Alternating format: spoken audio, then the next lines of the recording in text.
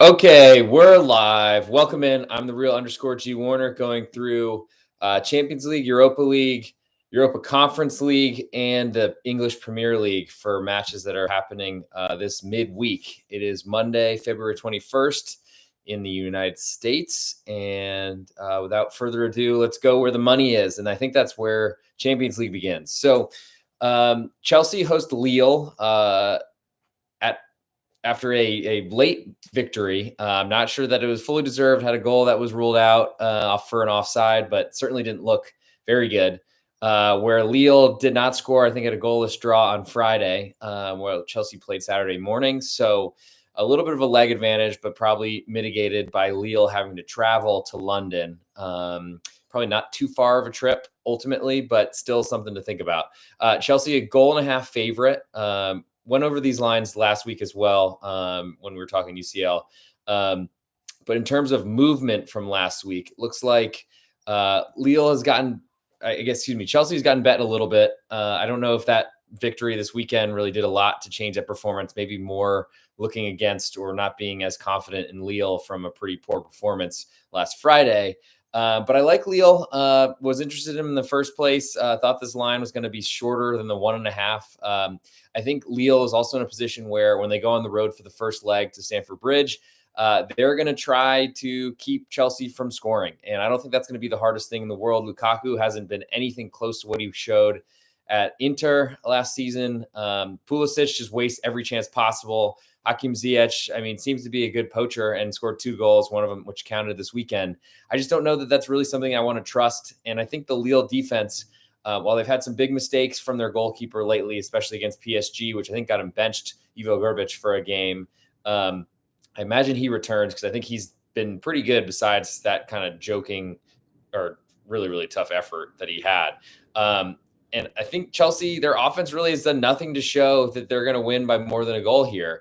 There's a lot of safety in that single goal loss because I don't think Lille are ever going to really push too hard to try to square up the match. I think a 1-0 loss wouldn't be ideal for Lille, but I think wouldn't be the worst case scenario because they get to come back to France, have a huge crowd in front of them, and try to win the match there and send it to extra time. So I think that there's a little bit better of a situation for backing a big underdog here because they're going to still try to keep it as low of a defeat or as less or small of a defeat as possible. I think Lille have shown that they've kind of struggled to start the year.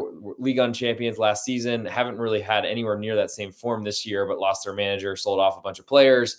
But they have kind of returned into a pretty good defense. I think Botman and Font are really good defenders in the middle, and I think they're going to make it hard on Chelsea to score. So Chelsea, I think, defensively are probably going to do a fairly good job of maybe keeping a clean sheet. I don't see Lille getting more than a single goal, but I don't think Chelsea have 3 in them, and I don't really think they have 2 in them.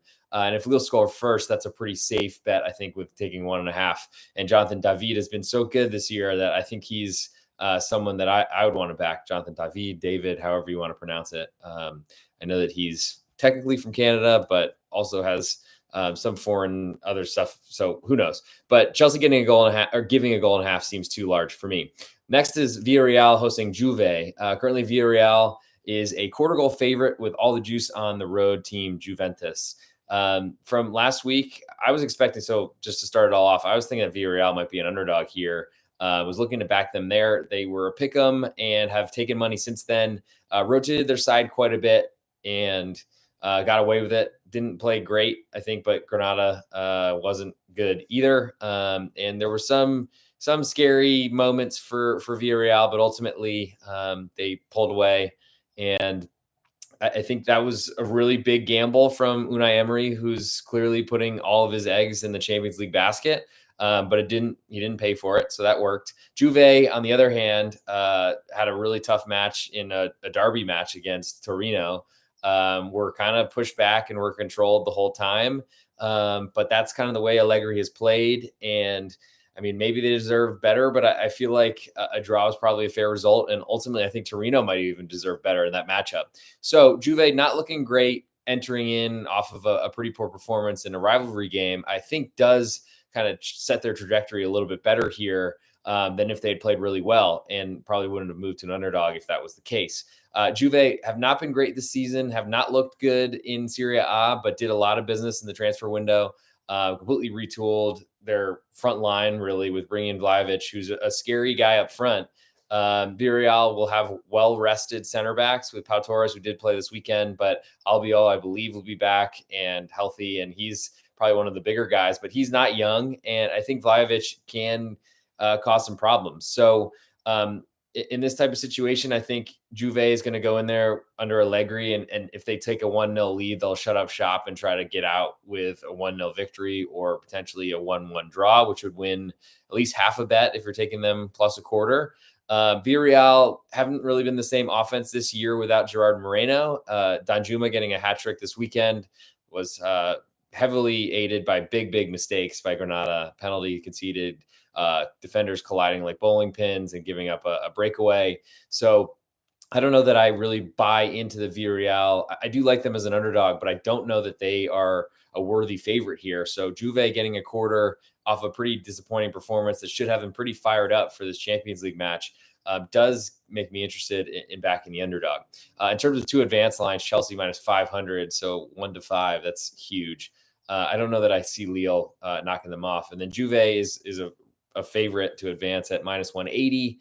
And I think that they're probably, I mean, as an underdog in that first leg, I mean, it's hard not to want to take a team. It's very juiced right now and certainly could fall to pick them. But for right now, I'm certainly interested in Juve. Next, we'll move to Wednesday. We have Benfica hosting Ajax. Benfica, a 3-quarter goal underdog. And from last week, that's climbed from a half a goal underdog. And I think that's based on the match getting closer and people believing in the Ajax offense. It was so good. They won every match in the group stage.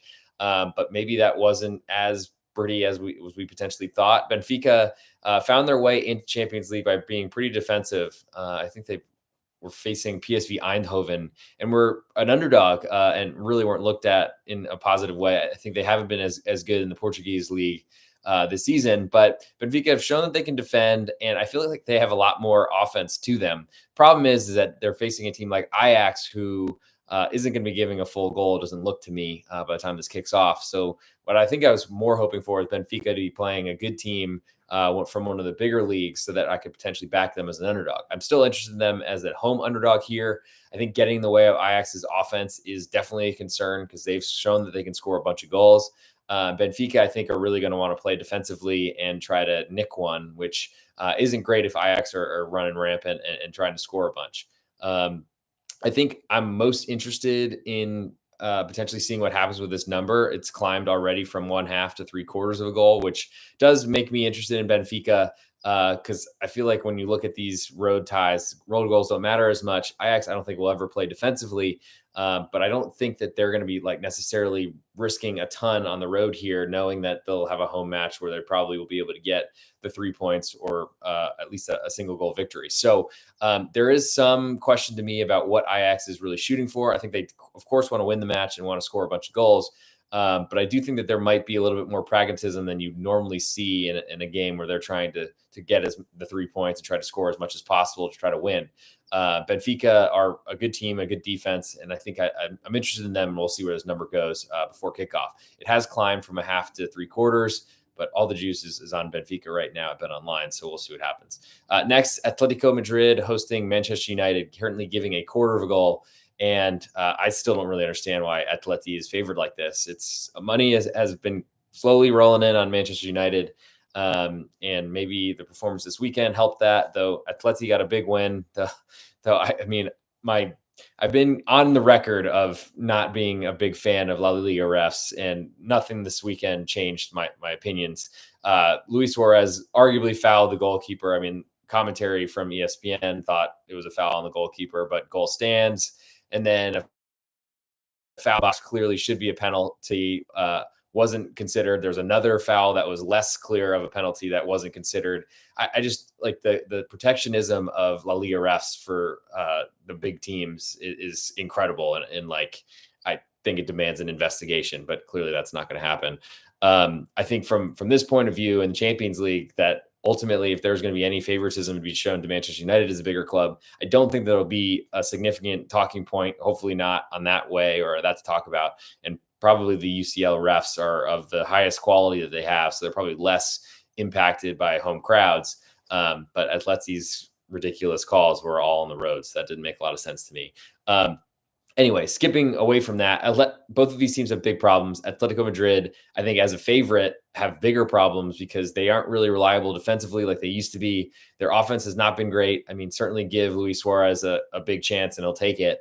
But I don't know that Atleti have been creating a lot of those. I feel like Correa has been their best goal scorer, and he's hardly in the team, rarely starting, all that sort of stuff. So I'm interested in Manchester United getting a quarter. I don't know if this number will be around for long, so I think I'm going to need to figure out to make this call as soon as possible because I don't see Manchester United climbing to a half a goal underdog. I feel like they get bet far too much. Unless they have some sort of lineup issue or people missing. But I don't think that COVID stuff is really as apparent. I mean, maybe you might miss a guy or two from this matchup, or it's been happening a couple times across Europe, but not too heavily. And Ronaldo should be playing this matchup. And imagine that the Rangnick try to counter press might be better because they're not going to have to win this matchup based on this line. In terms of to advance, we have Ajax, a 4-1 favorite, big number, but based on their goal scoring, I don't know that I can argue against it. I do think Benfica is probably better than 3-1 to advance, but I don't know if that's really worth jumping into. And then Manchester United are a smaller favorite than Juve to advance, but are still favored. And getting a quarter when probably a draw is good enough for them on the road here is of interest to me for sure. Going to just, I guess, close up on the next Champions League for leg 2. Liverpool currently a 1-goal favorite at home to Inter Milan. I thought Inter, take this as you will, because I did bet Inter. I thought that they were just as good as Liverpool, had a bunch of chances to win the match. If Edin Dzeko was the one on the other set, on the receiving end of crosses, it probably would have been a different result. Maybe if Alexis Sanchez didn't hit the bar. And the problem is when you play Liverpool is you got to take your chances. And now they're staring at a 2-0 deficit, which means Liverpool can sit back and defend. I don't think that's really what they're going to do. They're going to always want to be on the front foot, which does bring in some risk. But Inter have to win this tie by 2 goals on the road at Anfield. So they're going to be pushing to score goals the whole time, probably come in a really offensive lineup because they don't have enough time to really sit back and defend, try to counterattack, which is what they want to do. So that makes me very uninterested in Inter Milan, even though clearly they need a result that would have Liverpool sitting on their hands trying to run the clock out, and Inter would cover a 0-0 or a 1-1, or even if if Inter Milan win by a goal, Liverpool will be sitting back and trying to hold on to the tie. So that is certainly of interest, I guess, if you're playing with that sort of way. But I think the way Inter have to play this game or approach this match is not going to be good for them to win it. I think it's going to give Liverpool a lot of chances. So that's probably something I will skip. Bayern Munchen, then a 2-goal favorite to Red Bull Salzburg with all the juice. So maybe it's climbing to 2.25. I mean, Salzburg played as good as you could, took a lead on Bayern, and then tried to hold on for dear life. Couldn't, but still a 1-1 at home does keep them in the tie. I think Salzburg are going to play on the front foot, though, and that's going to leave and give a lot of opportunities to Bayern, which is scary. I think getting 2 goals with a good team that can score is a lot. But, I think Salzburg are going to try to play defensively, maybe take this extra time. I just don't know that that's really the way they want to play. That's not how they're really groomed to play. It's not how they do it. So they're going to be on the front foot, trying to score, trying to win this tie, which, I mean, is better than, because when you sit back and give Bayern Munchen a chance to pick you apart, they will do so, and that's not ever a really good way. So I don't know, getting 2 goals from on a good side that have a lot of speed, pace, and Bayern's defense has certainly looked pretty open, porous, because that's how they play, and certainly with no Neuer from his knee surgery that he basically kind of called off. It's like, we're playing Bochum and Fürth and Salzburg, so I think if there's any matches for me to miss and get this surgery, I'm going to do it now. I don't know. Don't have a lot of faith in their backup keeper, who hasn't looked great, to say the least. I mean, hard to come out of nowhere and play like that. But I don't know. I guess I'm talking to myself. The more I ramble on about Salzburg, I like getting 2 goals, especially as this climbs even higher. Though Bayern have shown that they can beat anybody by 7 goals, never mind just 2. And then moving to I guess the 9th of March, we have Real Madrid hosting PSG. Real Madrid as a pick 'em with all the juice right now. I'm definitely interested in PSG as Real Madrid's offense is non-existent right now. I think Benzema is getting healthier and will be a lot healthier on March 9th. But Real Madrid are going to have to be on the front foot. They're going to need to avenge their late concession to tie it up and potentially win this match by 2 to advance, but at least 1 to send it to extra time. And PSG in a situation where they can run at you with a lot of space and a counter or anything like that that's the scariest PSG. And I think I'm hoping that there's going to be some money that flows in on Real Madrid. I don't know that it will happen because I think Neymar will probably start this match. And I don't know that after watching that first setup that any sort of change with Danny Carvajal not being, or I don't know that any of the fullbacks for Real Madrid, especially with Mendy suspended, can really deal with the pace from PSG in any position. PSG certainly has their flaws, but that's who I'm looking to back in the next leg of Champions League. So from here, we're going to move to Europa League.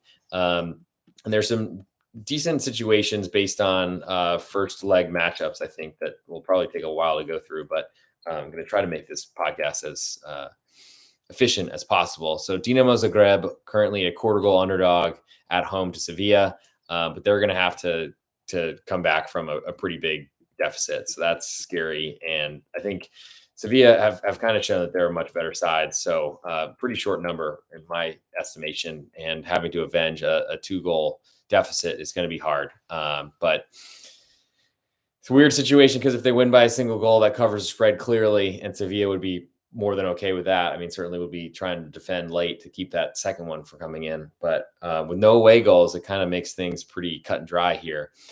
Next is Lazio hosting Porto, currently a quarter goal favorite.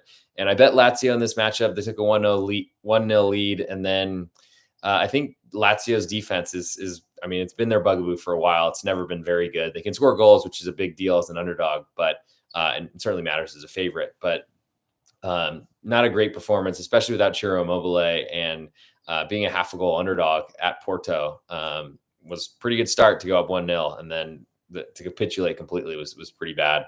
But still not out of it. Certainly only need a win to, at least at worst case scenarios, extend the match to extra time. Porto, I think, are a really good side though, and with a surprise striker move who ended up completely paying off, scoring 2 goals and basically turning around a tie that looked like a home loss into a home victory. It puts them in a good position to move forward. Certainly a draw, they move on, and that pays on the quarter goal underdog that they currently are right now. I'm interested just because Porto, I think that they're a side that leans defensive, and they clearly are talented in that area, but showing the 2 goals from their kind of backup striker who came in. It was a big call, and he was great. I'm interested, especially, I don't know, Lazio missed Ciro Immobile, and I think that's part of why the line climbed in the first leg, but I imagine he'll be back for the next matchup for the leg 2. But Porto, I mean, they've been doing really well in the Portuguese league, and certainly that's the way I lean when a draw gets them through. And I kind of feel like the juice is currently more on the Porto side, as almost all of it at the current moment. But I imagine some Lazio money will come in, and that might make Porto a little bit even more attractive as a side. Next, Olympiacos hosting Atalanta, currently half a goal underdog after taking a lead in the first leg, but losing 2-1. Atalanta, they're just not really the same side this year. They've sold a lot of players, just went through an ownership change, I think. Not that that's really changed too much on the pitch, but just hasn't really been the same team that's been clicking. Olympiacos, I guess against the run of play, did take a lead on a crazy goal. Well, the guy slipped, but still found like the top corner off the post to go in. I think the Greeks are going to be in a situation where they need a goal, they need to win, and that's going to be a problem though, because Atalanta with an open field are really, really scary. And I don't know that this situation sets up well for Olympiacos, who likely want to defend.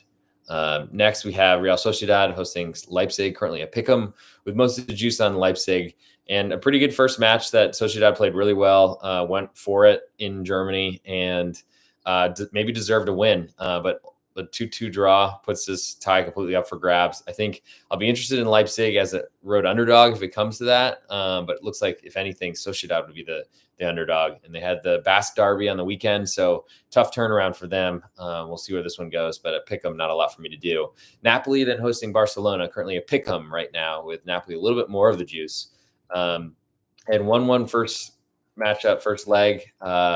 Napoli took a lead after Barcelona missed a huge chance, but that happens a million times. Ferran Torres did score from the penalty spot, but was really bad and basically kept Napoli in it. Napoli playing, I think, right now as I'm speaking on Monday. So that's a quick turnaround considering Barca played yesterday at Valencia. And so, legs will probably be on the Barcelona side, though, with travel. That does change it a little bit. In Spain to Italy is not exactly the closest flight in the world. I mean, nothing in Europe is too far, I don't think. But from where I sit, I mean, Barcelona had a ton of chances. Napoli, I thought, would be a little bit less respectful, but they sat back and tried to defend for as much as they could. Maybe a little bit different at home versus on the road. But I think Barcelona is an underdog. It's tough because you don't really want to back them. I don't think they've been very good as an underdog. Probably with losses to Real Madrid and certainly to Bayern Munchen. But I think from where I sit, Barca, they likely are going to take it to Napoli on the road. They're going to be on the front foot trying to win this matchup. And Napoli, if they do anything like they did in the first matchup, which is basically just be cannon fodder for Barcelona to shoot for 95 minutes or however long the game ended up lasting, that's not a great sign or not a great situation. We'll see what happens to this number, though, as currently at a pick'em. Sporting Braga then hosting Sheriff Tiraspol. Braga, 1.25 goal favorite, and that's after a 2-0 first leg loss. So that's a pretty big number there. And Sheriff have if you would just bet Sheriff blindly, you'd probably be killing it right now. Great performance to finish third with some big wins in the group stage. Champions League doesn't sound like a lot, but I mean, based on a Moldovan side, I think it is. Sporting Braga has been pretty disappointing to me. In Europa League, did get out of the group, but gave up some late goals from good positions and late penalties, and just didn't seem to be as impressive as I expected a pretty good Portuguese side to be. And then losing the first leg 2-0 on the road was pretty bad. I think Sheriff getting a goal in a quarter is of interest to me. I mean, Sporting need 2, and if they get there, then this goes to extra time, and Sheriff might be hanging on for extra time.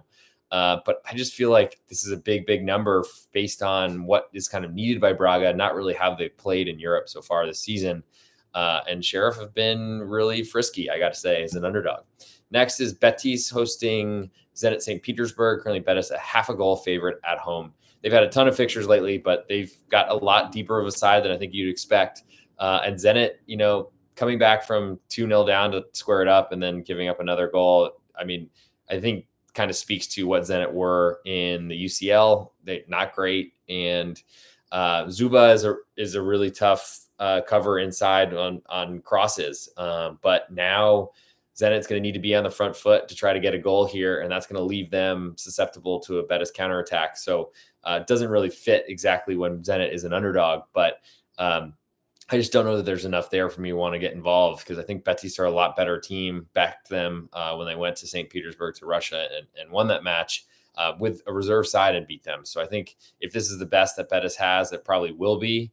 I'd be nervous for Zenit trying to be on the front foot and leaving opportunities for Betis, who have shown that they can score goals. Rangers then hosting Borussia Dortmund in a shock result from the first round or first leg, with Rangers with a 4-2 victory, and it looked like it was deserved. Rangers currently getting 3/4 of a goal at home when Borussia Dortmund need to be on the front foot the whole time.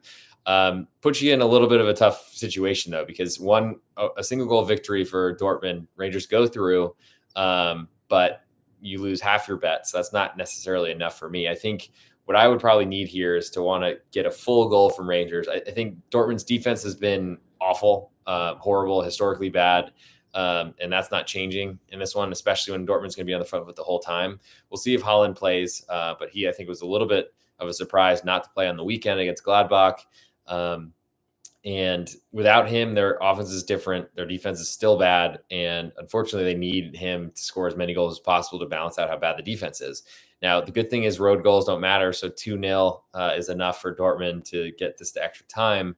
But I don't know. I mean, certainly interested in backing Rangers at home with a huge Scottish crowd behind them, and then with a team that might defend, because Dortmund we know will not. I do think I want to get a full goal before I do that, and it probably won't get there because I feel like they're pretty stingy on giving out full numbers. I'm going to do Premier League now and then wrap up with the Conference League because I don't know if anyone really cares about that one. But we're going to go through a couple matches midweek. We have Watford hosting Crystal Palace, getting a quarter of a goal on Wednesday. Watford finally scored. That was enough to win at Aston Villa. I still think that Roy Hodgson has done what they needed, which is bring in defense because they didn't have any of it. And Emmanuel Dennis, on the wing is really fast. He's been scoring a ton of goals this season, getting a lot of yellow cards, but that doesn't matter for single game bets, only for FPL really. And Crystal Palace just haven't shown that they can score goals. I mean, they were doing pretty well against Chelsea, I thought, and were in a good position to maybe even win the game, and then gave up 2 goals. One was disallowed. But Watford, I think, is going to keep this really tight at home with a crowd behind them. Certainly some whistles might happen if they go behind early, but I just don't know why you'd expect Crystal Palace to score here because they just haven't really shown that they can do it. And Watford have basically gone all out defense. So, I mean, under certainly worth a look at 2.25. But I think Watford getting a quarter at home, they might be the team that scores. And 1-1 is enough for you to, I mean, it can still go under 2.25, but Watford at getting a quarter at home from a team that can't score. That's kind of what my record has been built on, is losing betting against Real Madrid, who get late penalties that are ridiculous. And I'll leave that behind. But betting against teams that can't score as road favorites feels like exactly how the soccer betting should go. Burnley then hosting Tottenham, getting half of a goal. 2 shock results this weekend. Tottenham with a win at Manchester City. Burnley with a win at Brighton. Don't know which one was more shocking, probably Tottenham, but they do have a much better side, so maybe that's less shocking. I don't know. But Burnley getting a half with all the juice on the road team on Tottenham. Maybe it's climbs to 3/4. I'm not sure that a win against City, though, it's the best you can do in the league. I'm not sure that completely means that Tottenham doesn't have any flaws anymore. They have lots of problems. And going to Burnley, who are going to be really tight defensively. Wout Weghorst could score goals last year, didn't really do it, and wasn't playing a lot for Wolfsburg this year, I think maybe because of vaccination status in Germany not really working and being held in matches or whatever. I feel like there's a lot that was going on behind the scenes at Wolfsburg that didn't really make it to light. But Burnley is certainly the way I lean, home dog from a team that's pretty flawed like Tottenham. I mean, Harry Kane's awesome, and so is Son. Running up with a lot of space is really scary, but Burnley's not going to offer that. And if this climbs to 3/4, then you got a little bit of safety. If they lose by a single goal, you only lose half a unit. So I'm interested. I don't want to buy Burnley on a quick turnaround with a much thinner roster than Tottenham, but ultimately Tots are still got a long way to go for me to trust them. Liverpool then hosting Leeds, giving 2.25 goals. Certainly see some light at the end of the tunnel with Manchester City slipping up. They're going to play an open game against Leeds. Leeds are going to be out there for the taking, and that makes me not even want to touch 2.25. Moving to Thursday, Arsenal, a 3/4 goal favorite to Wolves. This matchup saw a red card the first leg after a bundled in goal that I think was a foul on the keeper, but I just can't seem to get anything to go my way with keepers and getting fouled. It's only one way. If my team scores, it seems to be ruled out, and if the other team does, it doesn't get changed. But regardless, Wolves, say what you want about them. Their offense isn't great, but they keep clean sheets or are unlikely to give up more than a goal. So I feel like bad scenario here. They lose 1-0 and you lose half a unit. But I think there's some value in backing Wolves because they've shown that they can defend and they're not going to give up many goals. And that's what I want in an underdog, especially when it's above a half of a goal, where a draw is a road draw is a victory here. So interested in Wolves. We'll see where this number ends up going. A little more juice on Arsenal right now. I can't imagine it hits 1, but certainly if it did, I'm definitely in. But I think even at 3/4, I'm still looking to back Wolves because they've been really good to me so far, and I see no reason for that to change. Now, last but not least, going to go through the Conference League, which there are some teams here I don't know much about. But Bodo Glimt with a surprise victory over Celtic, 3-1. They're a quarter goal underdog at home. Celtic are going to have to be on the front foot going to win games.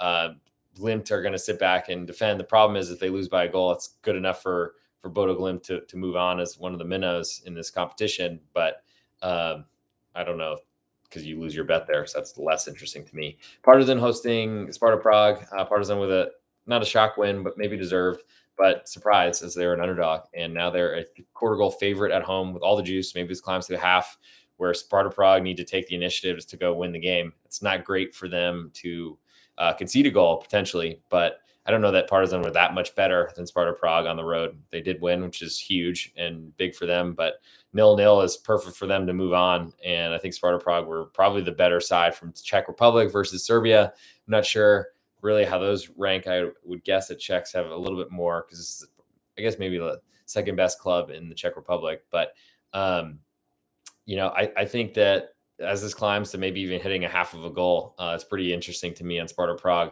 They might be on the front foot, but there's not a lot of safety in getting a less than a goal anyway.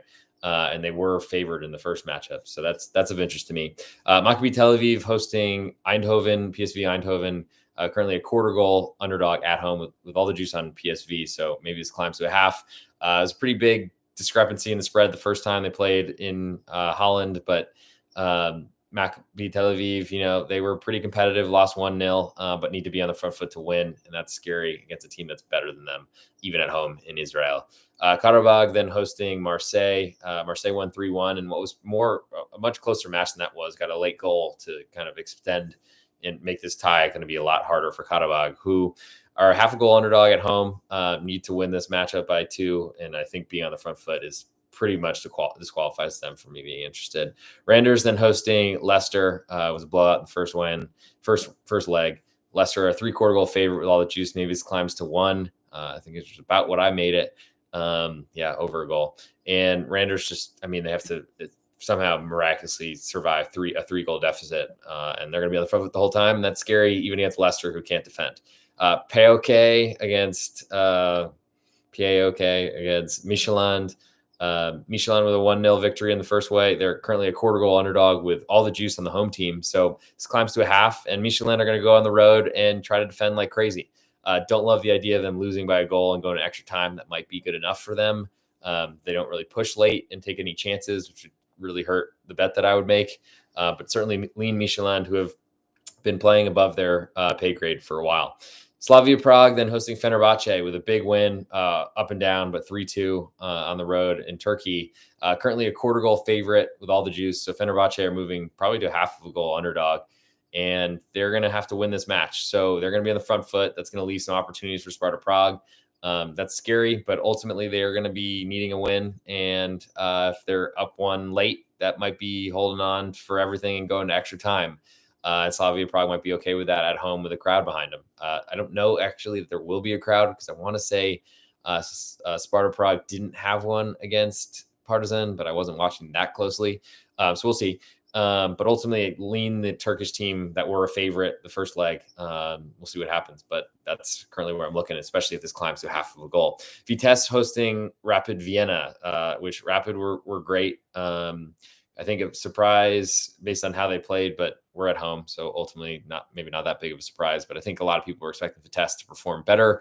Rapid Vienna, 2-1 in the first leg, currently a 3/4 goal underdog on the road. So they're going to try to hold what they have and try to keep Vitesse from scoring.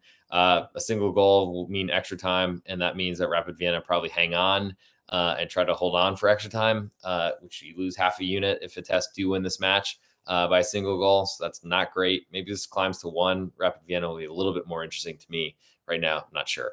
And I think that wraps up everything that I can cover on all this. There's 30 minutes as usual, but a little bit different here, going through some teams from Norway and Serbia that I haven't really seen or talked about in a long time. Thanks everybody for coming. I'm the real_G Warner on Twitter. Feel free to hit me up on there or in any of these places that you find these streams. Love to talk more footy before potentially winning some money this week. Thanks for coming. Talk to you soon.